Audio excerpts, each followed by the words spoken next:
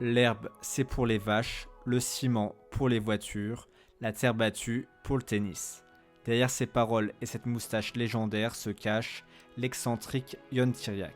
Ancien joueur reconverti en businessman à succès, Ion ne manque pas d'idées pour promouvoir le tennis. Personnage atypique, Ion n'aime pas la tradition. Dommage dans un sport où l'histoire est si prégnante et où le moindre changement fait bondir les acteurs de la petite balle jaune. Alors lorsqu'il décida de mettre un peu de couleur dans le paysage tennistique, les réactions ne se firent pas attendre, tout comme les menaces de boycott d'un certain Espagnol. Si les choses continuent ainsi, ça sera triste, mais l'an prochain, il y aura un tournoi en moins dans mon calendrier. Installez-vous confortablement, aujourd'hui nous allons parler de Ion Țiriac et du désastre de la terre battue bleue.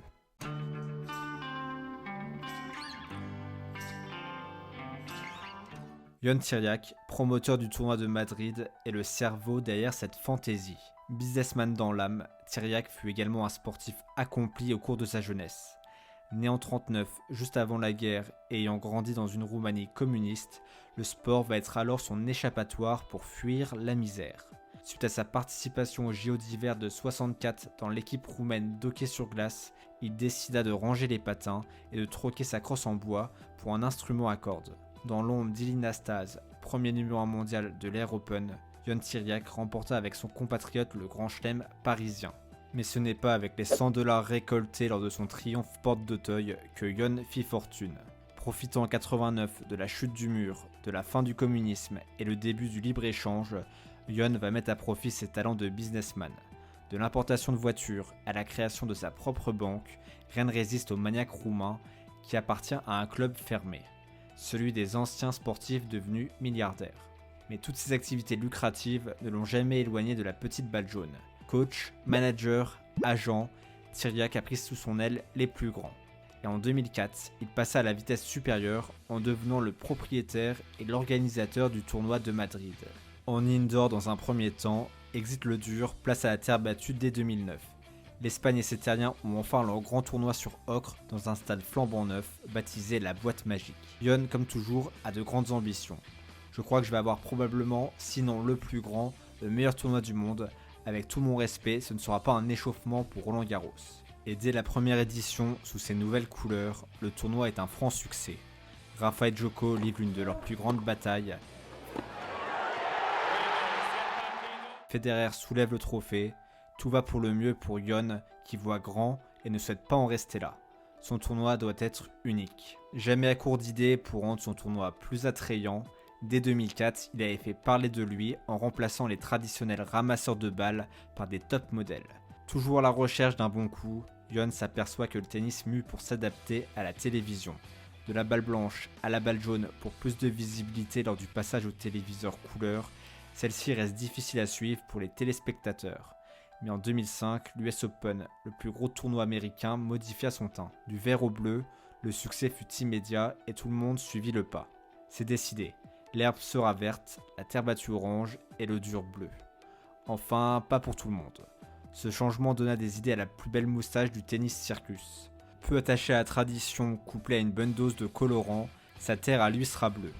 Mais ce petit changement de couleur a un coût. Aucun problème pour Țiriac qui voit ses dépenses supplémentaires comme un investissement. Au-delà de la visibilité accrue, 30 à 40% meilleure que sur ocre dit standard, l'opération est déjà un succès. Son tournoi fait les gros titres, la nouveauté attire.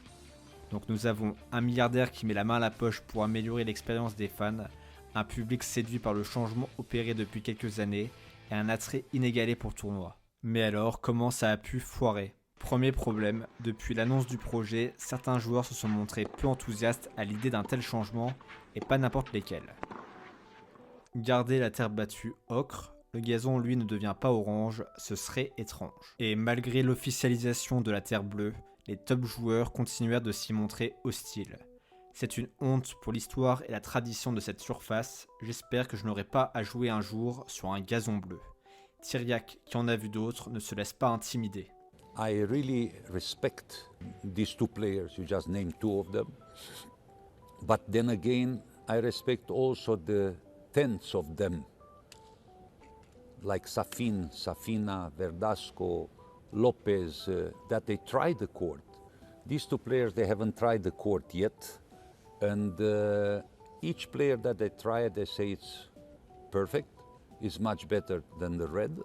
There's not any difference of the bouncing of the ball or of the game over, and it's going to be much better for television and everybody else.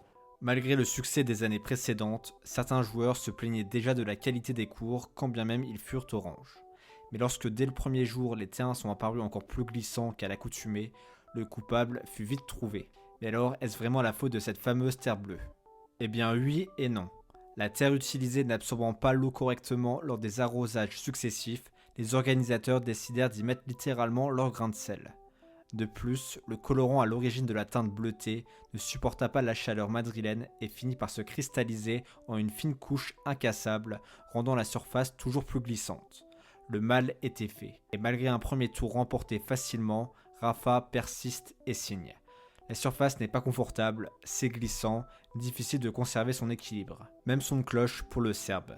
Pas un joueur, pas une joueuse, je n'ai entendu personne dire qu'il aimait la terre battue bleue. Pire, la surface sembla dénaturer le jeu, donnant la part belle aux attaquants et non aux marathoniens de l'ocre, spécialistes des échanges à rallonge. La gronde s'intensifia encore lorsque le roi de la terre battue chuta prématurément face à son compatriote Verdasco. Compatriote que Rafa avait étrillé 2 semaines auparavant. Et la débâcle ne s'arrêta pas à la chute du roi. Ce fut au tour de Novak, alors numéro 1 mondial, de prendre la porte.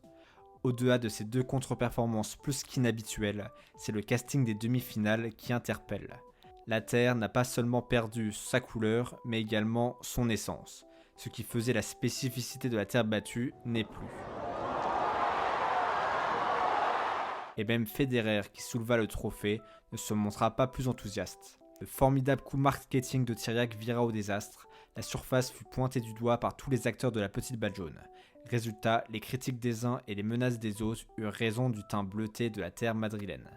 L'ATP, l'institution qui gère le tennis masculin professionnel, ne tarda pas à réagir pour bannir cette terre bleue aux grandes dames du Roumain et pour le plus grand plaisir de l'Espagnol. Sa terre orange retrouvée, Rafa récupéra sa couronne abandonnée. Des années après la débâcle, Tiriac milite toujours pour son idée, mais il semblerait que Federer restera à jamais le plus grand joueur de terre battue bleue. Un point de plus dans la course au GOAT pour le Suisse.